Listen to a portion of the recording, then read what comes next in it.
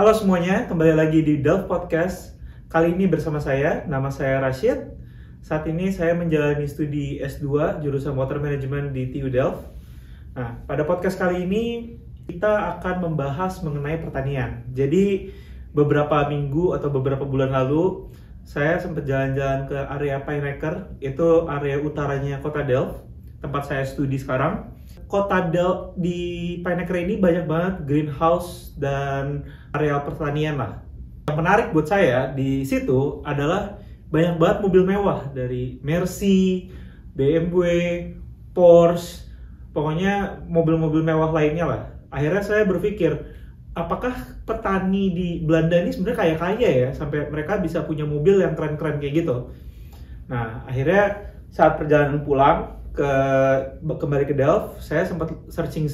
Ternyata Belanda itu adalah negara nomor 2 eksportir makanan terbanyak di dunia. Ini dilihat dari valuasi US dollarnya pada tahun 2017. Akhirnya membuat saya makin berpikir dong, Belanda nih adalah negara yang ada di bawah permukaan laut, areanya hanya segitu-segitu aja, tapi bisa jadi top eksportir makanan di dunia. Sementara gimana dengan Indonesia, tanah kelahiran saya? Indonesia ada berbagai macam pulau, luasannya luas banget, tapi kita masih sering suka dengar petani kesulitan atau petani yang miskin lah ibaratnya.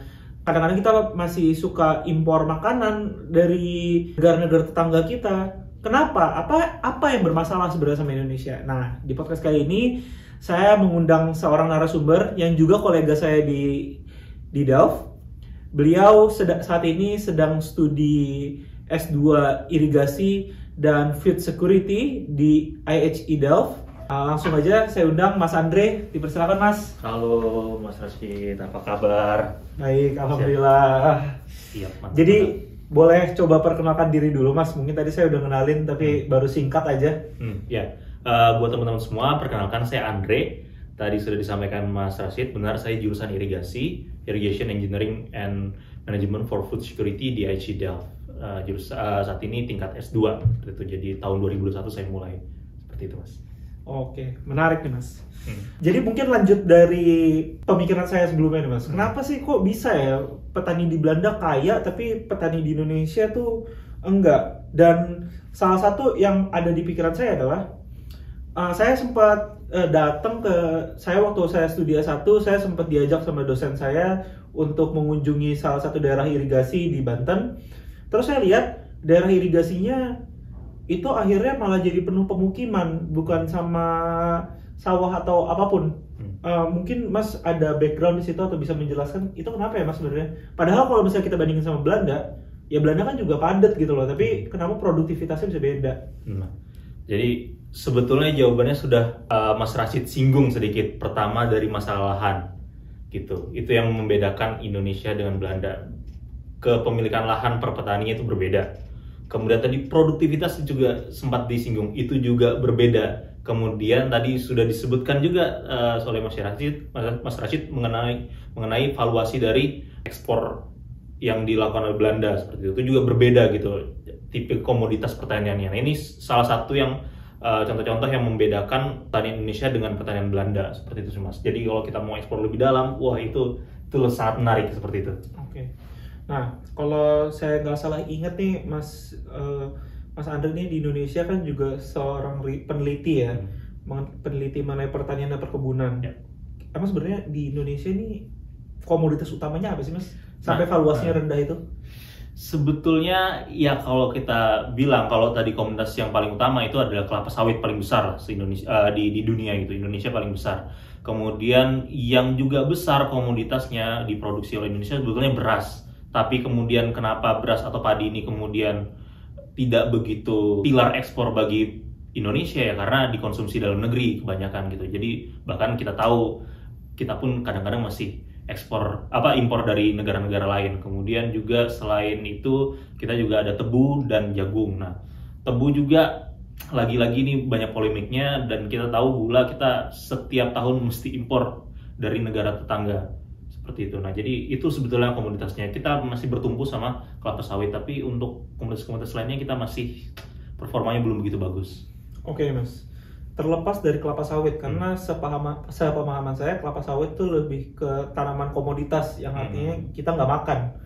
Tapi kalau kita fokus pada makanannya sendiri kayak padi, tebu atau mungkin jagung, itu berapa sih Mas luas arealnya di Indonesia? Ya, kalau padi sendiri yang terbesar tadi kelapa sawit ya, itu 14 juta hektar gitu. Kalau untuk sawah sendiri, sawah irigasi dan yang tak ada hujan itu sekitar 7 juta hektar saat ini. Itu jadi luas sekali gitu. Kalau kita bandingkan sebenarnya Belanda totalnya hanya 2 juta hektar saja gitu. Nah, si Indonesia sendiri dari sawah saja sudah 7 juta hektar gitu. Nah, kalau yang lain-lainnya itu ya di bawah 1 juta hektar lah kalau dikumpulkan gitu. Jadi memang kita bertumpunya pada kelapa sawit dan sawah untuk luas areal seperti itu. Sawahnya ini fokus pada sawah tak ada hujan. Kalau untuk daerah irigasi itu sudah termasuk irigasi. Irigasi tak ada hujan gitu. Itu 7 juta hektar tersebar di berbagai daerah di Indonesia. Kalau untuk produktivitasnya apakah rendah, Mas? Nah, ini kunci tadi kenapa pertanian kita ini bisa tergolong rendah dibandingkan negara lain. Ya karena tadi produktivitasnya, karena kan kita bertumpunya semakin banyak lahan kita, walaupun kita punya banyak lahan tapi yang dihasilkan rendah ya tetap aja yang didapatkan petani rendah. Nah, untuk padi sendiri itu sebetulnya potensinya bisa sampai 8 ton, 9 ton per hektar per tahun per tahun. Tapi saat ini masih 5 ton per hektar per tahun lah. Jadi memang ada beberapa uji coba varietas-varietas yang digagas oleh institut ataupun universitas pertanian, tapi itu masih skala kecil gitu. Nah, tapi secara garis besar masih hanya 5 ton. Jadi ada gap sekitar 3 ton per hektar per tahun. Bayangkan kalau itu bisa dinaikkan gitu. Itu masih dari padi. Dari kelapa sawit pun juga tergolong rendah lah gitu. Tapi kalau kita bicara pangan, contohnya lagi yang lain adalah tebu. Tebu ini ya kita butuh gula lah. Mungkin teman-teman di sini kalau setiap mau ngopi, kadang-kadang mau ngeteh ya pasti namanya gula gitu kan. Jadi sangat komoditas yang sangat penting.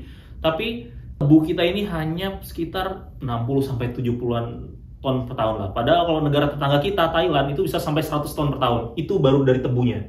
Kalau jadi gula, rendemennya di Thailand tuh bisa sampai 10%, bisa sampai lebih dari 10%. Tapi di Indonesia sendiri itu masih ya kadang-kadang cuma 6%, 7% gitu. Lagi-lagi bukan hanya masalah jadi memang banyak masalah, bukan hanya masalah di on farm, tapi pabrik kita tuh pabrik yang tua dan tidak efisien gitu. Jadi kalau kita bicara masalah dan kenapa pertanian Indonesia belum begitu maju ya karena banyak yang harus dibenahi gitu. Nah, itu dari segi produktivitas. Ini menarik, Mas. Komparasinya tadi sama Thailand dan sepengetahuan saya, tebu ini adalah salah satu tanaman yang sangat sensitif sama water stress. Betul, atau kalau kurang air dia langsung layu atau produktivitasnya langsung turun. Dan gapnya itu 30-an ton, hampir 30-an ton per hektar. Padahal hujannya kan sama aja. Berarti apakah ada sistem yang salah di on farm-nya atau? Ya, kalau tadi kita bicara masalah dari tebunya sendiri ya. Kalau tebu itu kita lebih banyak bicara kepada on farm gitu. Nah, jadi banyak sekali pertama dari varietas itu sangat mempengaruhi. Kita peneliti-peneliti sudah menghadirkan sebetulnya varietas-varietas yang tinggi secara produktivitas, tapi adopsi teman-teman di petani di lapangan itu masih belum begitu. Gitu. Jadi kalau kita cek varietas yang ada di lapangan yang digunakan petani itu masih varietas-varietas yang lama dan belum resisten terhadap serangan hama ataupun serangan penyakit yang saat ini kemudian semakin lama semakin baru, kemudian juga bisa semakin mengurangi produktivitas di lapangan. Kemudian juga dari tingkat kesuburan, kemudian walaupun kita bicara dia butuh hujan, tapi juga kecukupan airnya perlu disuplai oleh irigasi. Nah, kemudian kita juga bicara bagaimana kondisi irigasi, terutama untuk tebu di lapangan, apakah airnya cukup atau tidak. Itu juga menjadi pertanyaan gitu. Sedangkan kalau yang saya tahu, irigasi di Indonesia, terutama untuk tebu itu belum terlalu baik dan juga masih ada beberapa jaringan-jaringan rusak. Dan kita masih fokus kalau bicara irigasi sebenarnya ke sawah, seperti itu. Oke, berarti menarik ya, Mas. Salah satu yang Mas outline tadi adalah tertinggalnya varietas-varietas yang kita tanam, terus juga masih ada jaringan-jaringan irigasi yang rusak, dan juga belum melihat potensi-potensi yang sebenarnya bisa dimanfaatkan dari tebu ataupun ya padi itu sendiri. Karena padi tadi pun juga kita masih pakai varietas-varietas yang sudah proven tapi yang sedang diteliti dan sedang ini belum banyak dipraktekkan gitu kan. Berarti ada permasalahan kalau saya tangkap ada permasalahan di teknologinya. Saya jadi penasaran. Biasanya kan kalau misalnya kalau lebih tua, angkatan kerjanya lebih tua, biasanya agak lama menangkap teknologi. Sebenarnya kalau lebih muda biasanya lebih cepat.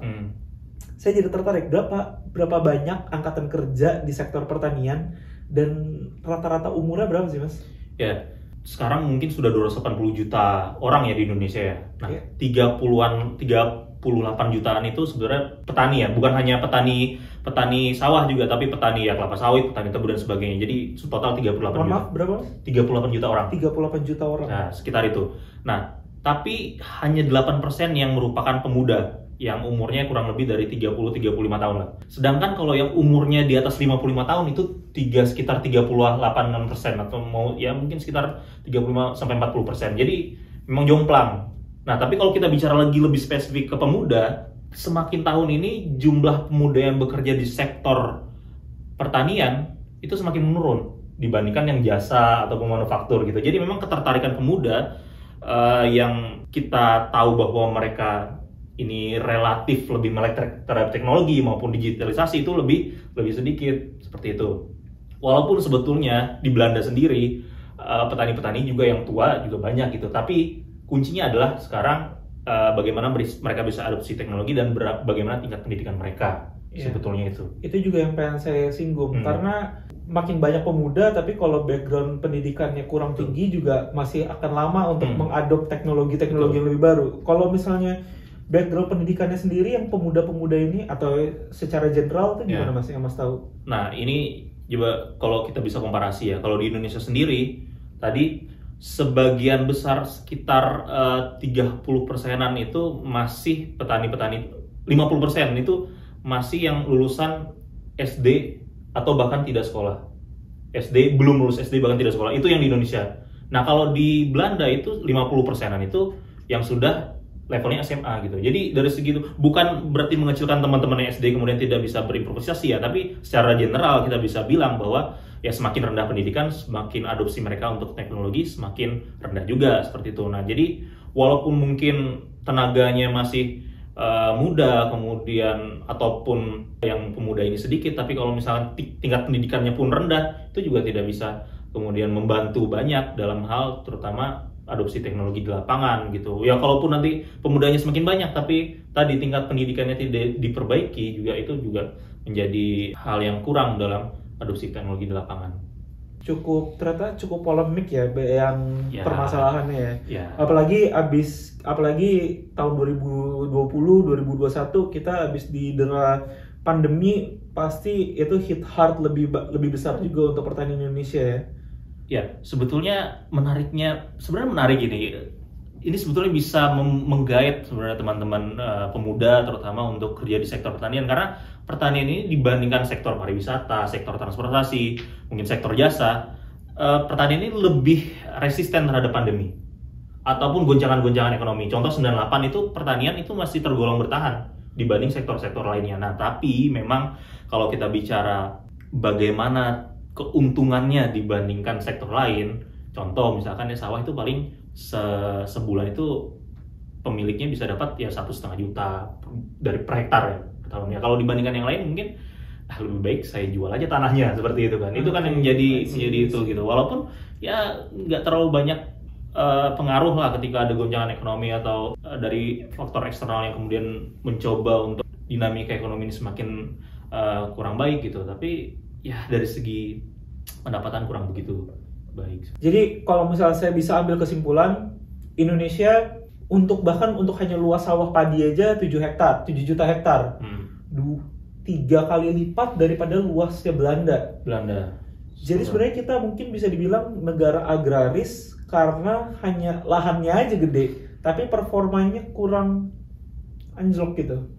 Kita melihat bahwa ini hal yang perlu diperbaiki, produktivitas kita masih kurang. Kita harus jujur, pemuda kita kemudian dibilang tertarik sama agraria kurang juga seperti itu. Jadi memang dari segi luasan kalau kita lihat, kita kemudian juga masih berkaca pada hal-hal yang dulu bahwa digambarkan Indonesia itu selalu di video-video mungkin menanam padi, irigasinya bagus, kemudian sawahnya luas. Tapi kan kita juga harus jujur di lapangan seperti apa kondisi petaninya, bagaimana kondisi tanamannya, bagaimana kondisi lahannya, itu yang perlu kita jujur gitu untuk bisa benar-benar kita berani speak up ke luar bahwa ya kita benar-benar negara agraris dan kita nggak kalah maju loh dengan negara luar seperti itu yang jumlah lahannya, luas lahannya relatif lebih kecil dibanding kita. Nah, ini bagian yang menarik Mas. Tadi kita sudah outline mengenai permasalahan pertanian dan perkebunan di Indonesia, dari luas lahannya, performanya yang kurang, sekaligus juga SDM-nya yang mungkin kalau dibandingkan dengan di Belanda ya jauh lah.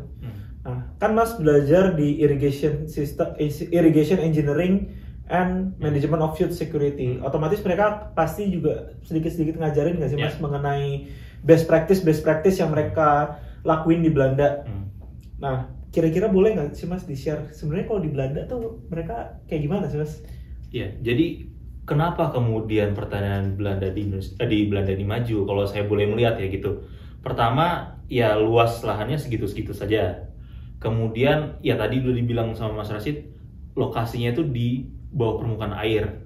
Mau mengembangkan itu juga sulit dan banyak faktor-faktor yang kemudian bisa membatasi pertumbuhan tanaman. Selain tadi air, kemudian juga sinar matahari seperti itu kan. Kita tahu matahari sangat penting untuk fotosintesis.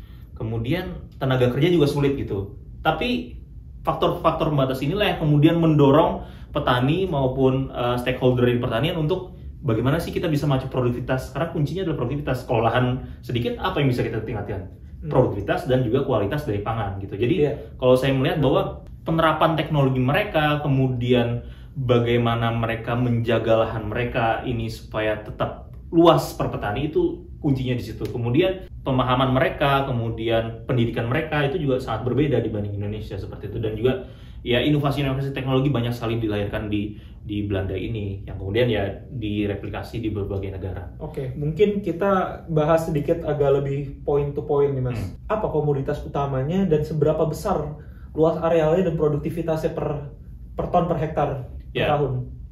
Jadi kalau sebagian besar gandum ya, gandum, kemudian juga ada tanaman-tanaman untuk pakan seperti itu, kemudian juga sayur mayur itu contohnya tomat gitu, kemudian juga ada tanaman-tanaman hias seperti bunga gitu kan. Itu yang jadi komoditas yang penting dan utama di Belanda. Kemudian kalau kita bicara lahannya sendiri 2 juta hektar sebetulnya, hanya 2 juta hektar. Kalau kita bandingkan dengan Indonesia tadi sangat jauh.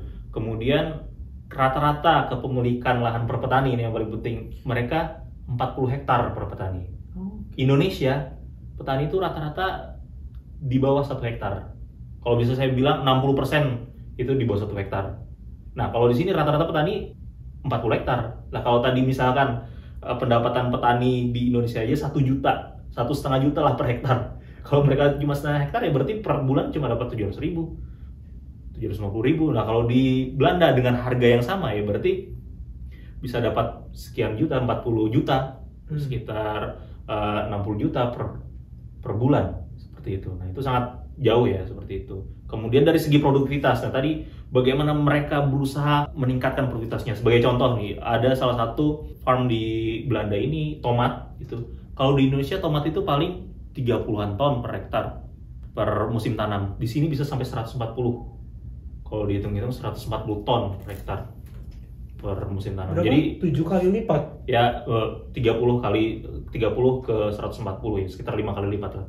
Oke. Gitu. Jadi memang sangat-sangat efisien. Mereka sangat-sangat efisien dari segi kenapa bisa meningkat juga. Padahal sinar mataharinya lebih sedikit kan. Karena mereka juga memanfaatkan LED dan juga bagaimana mengatur rumah kaca mereka supaya bisa mendapatkan matahari di malam hari pun bisa mendapatkan sinar juga, sinar UV yang dibutuhkan gitu. Jadi memang mereka berusaha seefisien mungkin dengan lahan yang ada yang terbatas. Saya sampai speechless sesungguhnya karena untuk lahan yang 3 kali lebih kecil tapi produktivitasnya bisa 5 kali lebih gede. Berarti kalau misalnya Indonesia mau catch up, ibaratnya mau catch up sama Belanda untuk produktivitas tomat aja, kita harus nanam berapa juta lebih banyak. Yang emang mungkin kita lahannya ada tapi kan jadinya inefektif karena makin luas lahan berarti SDM-nya makin gede. Betul. Akhirnya overhead cost-nya makin gede. Betul. Sebenarnya kalau di sini kalau nggak salah udah pakai teknologi semua ya Mas untuk untuk ininya. Ya relatif. Jadi contoh irigasi lah. Irigasi itu mereka sudah diatur secara terintegrasi, bagaimana petani itu ya udah tinggal fokus pada lahannya, airnya nanti sudah diatur secara otomatis dari pemerintah ataupun pihak yang bertanggung jawab terhadap irigasinya gitu. Jadi karena di sini kan muka air itu sangat-sangat krusial ya buat tanaman gitu, ke akar tanaman juga. Jadi mereka sudah fokusnya kepada lahan mereka gitu. Jadi yang ngatur sudah ada pihak yang mengatur, dan itu terintegrasi dari ibarat dari per petak hingga secara terintegrasi gitu. Seperti itu sih. Kalau yang itu saya bisa approve. Jadi kalau di Belanda karena lokasinya di bawah permukaan air laut, biasa mereka di sini pakai sistem polder, dan di setiap sistem polder itu biasanya mereka sudah menetapkan ada water levelnya. Kenapa water level ditetapin? Karena itu water level di kanal polder tersebut akan mempengaruhi tinggi muka air tanah yang ada di polder tersebut. Kalau terlalu rendah, kekeringan; kalau terlalu tinggi, banjir. Makanya benar-benar harus ada koordinasi antara pemerintah yang ngesetting tinggi muka air di polder sama tim petani yang butuh muka air tanah yang cukup supaya ada kapilaritas supaya akarnya, root zone-nya bisa tetap ngambil air dari tanah lah ibaratnya. Tapi juga bisa ada aerasi. Kalau tergenangan juga nanti busuk. Itu benar. Sangat penting.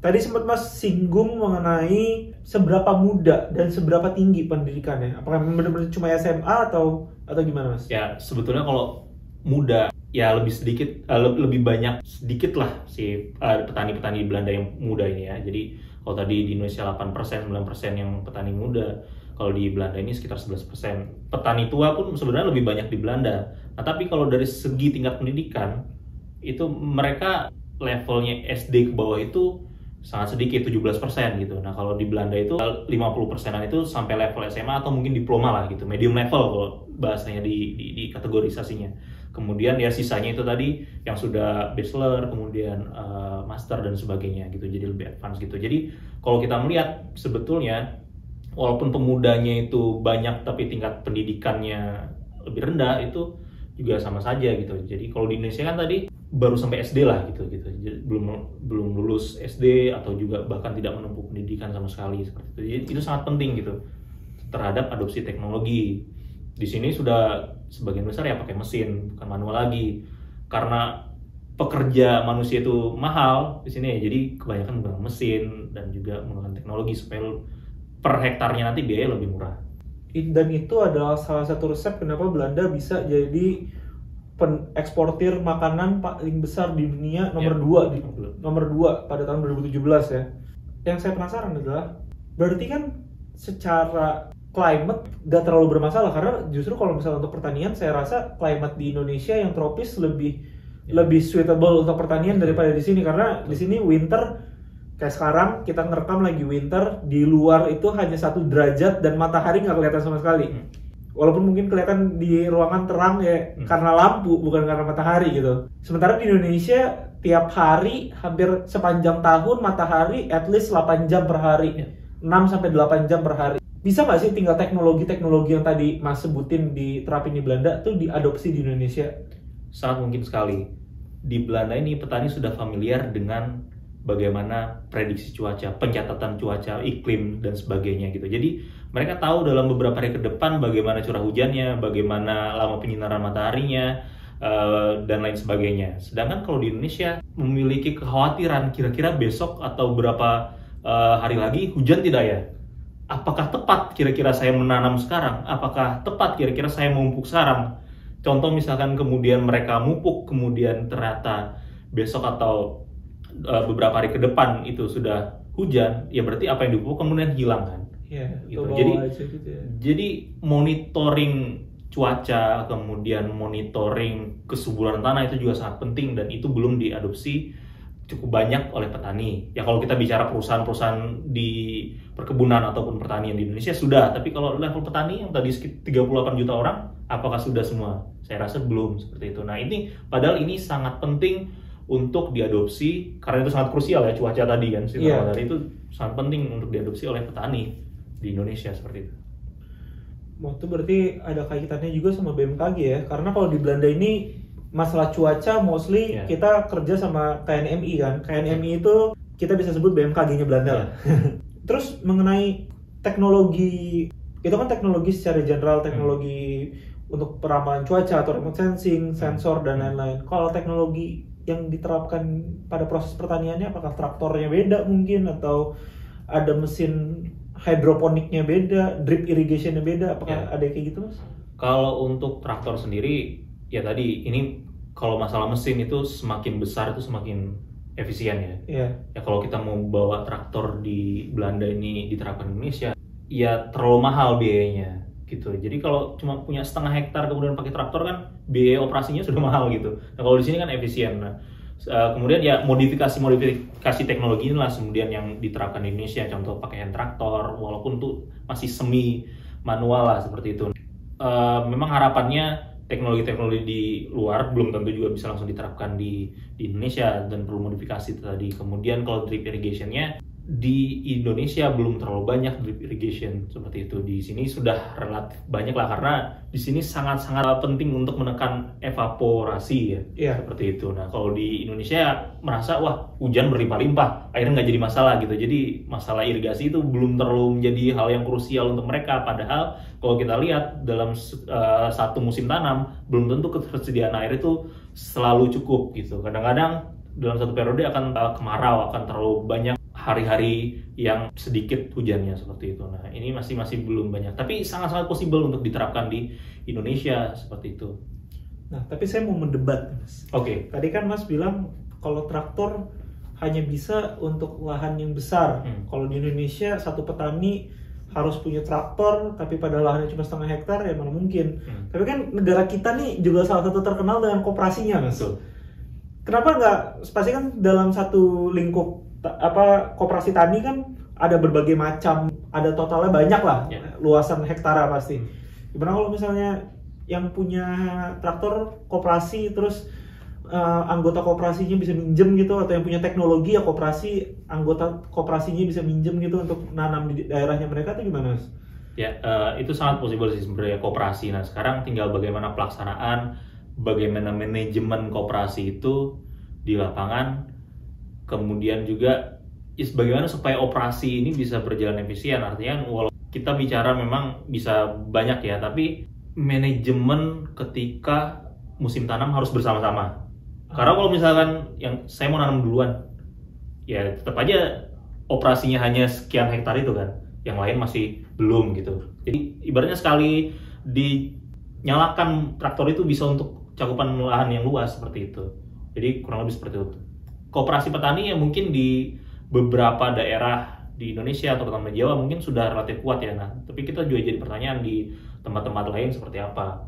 Itu di daerah-daerah lain seperti apa koperasinya. Ini juga menjadi pertanyaan sih untuk koperasi seberapa besar, seberapa kuat organisasinya. Itu menarik juga ya mengenai pemerataan.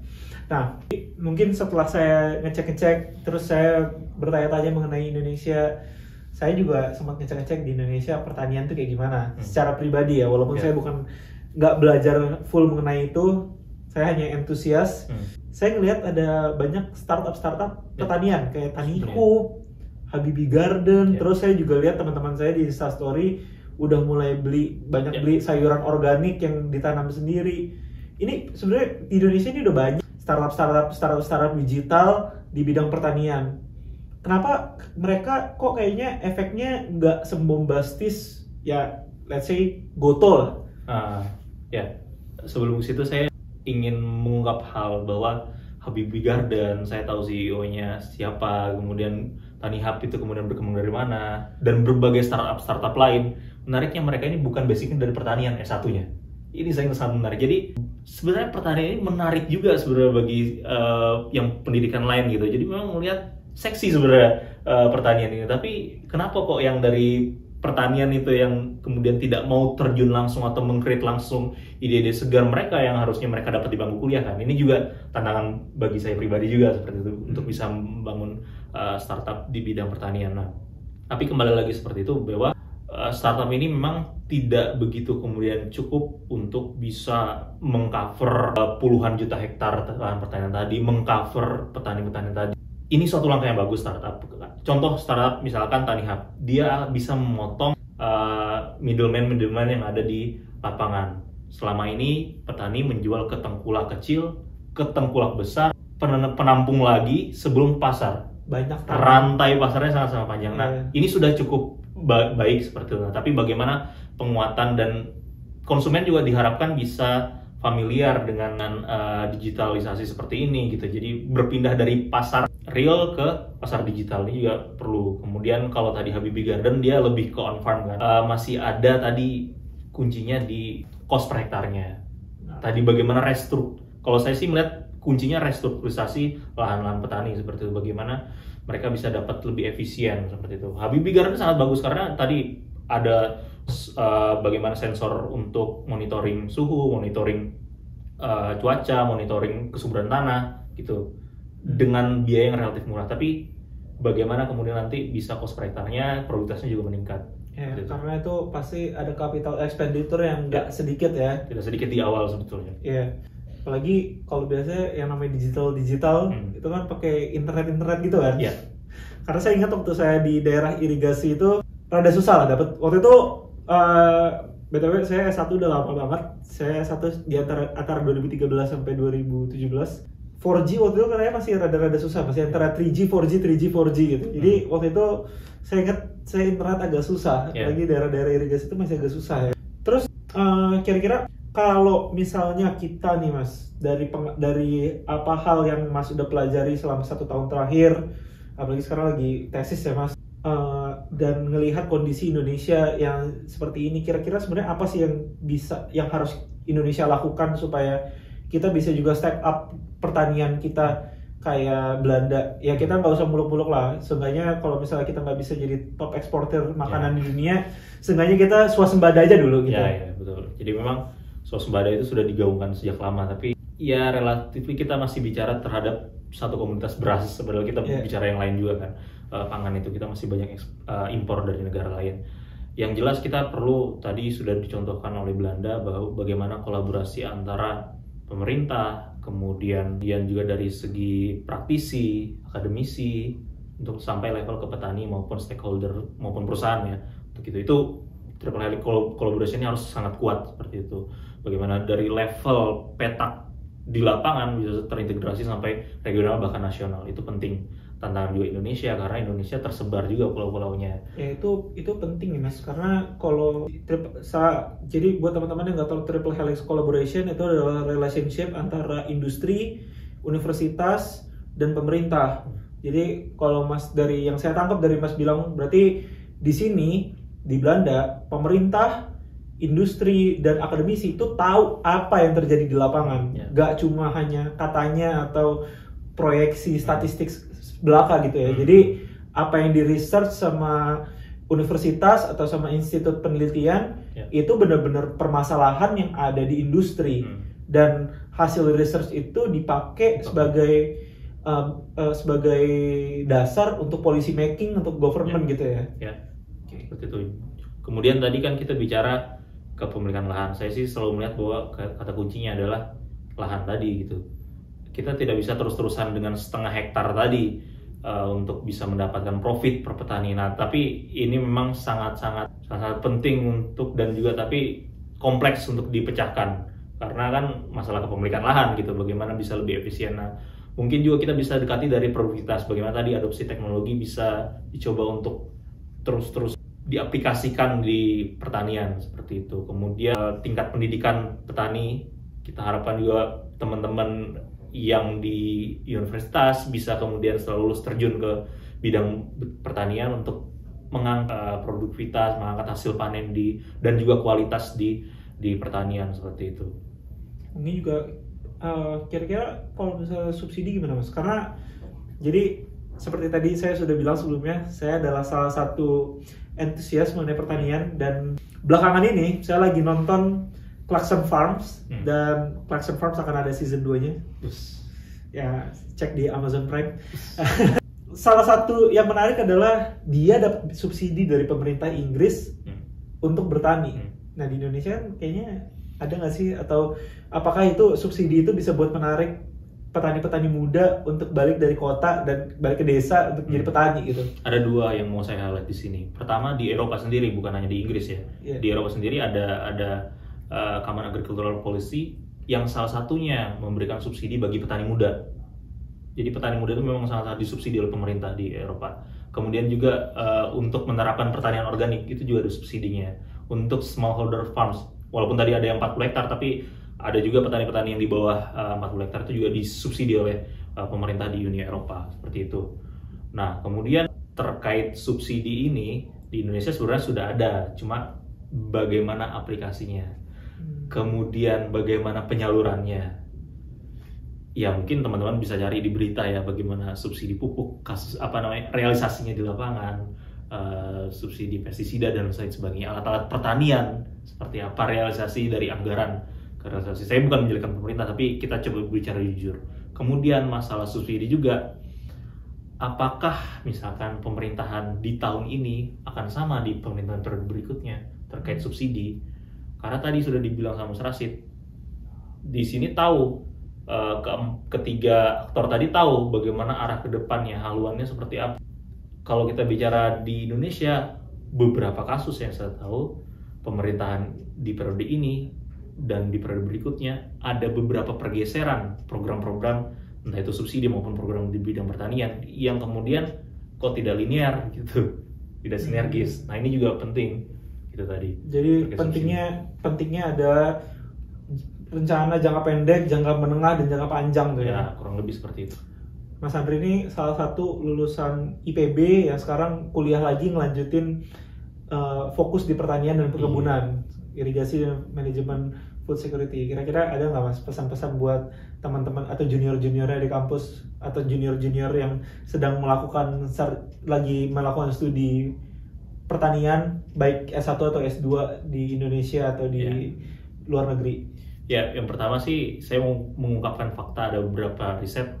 Salah satunya adalah hanya 8% lulusan IPB yang kembali bekerja di pertanian. Ya kita tahulah plesetan IPB apa, seperti itu. Kemudian pesan sih sebetulnya bahwa kita sebisa mungkin, pemerintah sudah sebenarnya memberikan banyak beasiswa, banyak kesempatan untuk bisa berkuliah ke luar negeri. Kalau memang teman-teman sangat antusias dengan pertanian, coba gali lebih dalam bagaimana pertanian diterapkan di luar negeri, kemudian bawa masuk kembali ke negara kita, kemudian adopsi kira-kira apa yang perlu dimodifikasi, karena tadi karakternya belum tentu sama seperti itu. Jadi kata kuncinya adalah teknologi, digitalisasi juga serta adopsi pengetahuan yang ada di luar untuk ditransfer ke dalam negeri. Ya, kalau bahasa gaulnya anak sekarang tuh ATM lah. Ya. Amati, tiru, modifikasi. Ya. Oke deh Mas. Terima kasih atas kesempatannya untuk bincang-bincang kali ini. Dan terima kasih juga sudah mendengarkan. Kita akan kembali di Delf Podcast episode berikutnya. Bye-bye. Bye.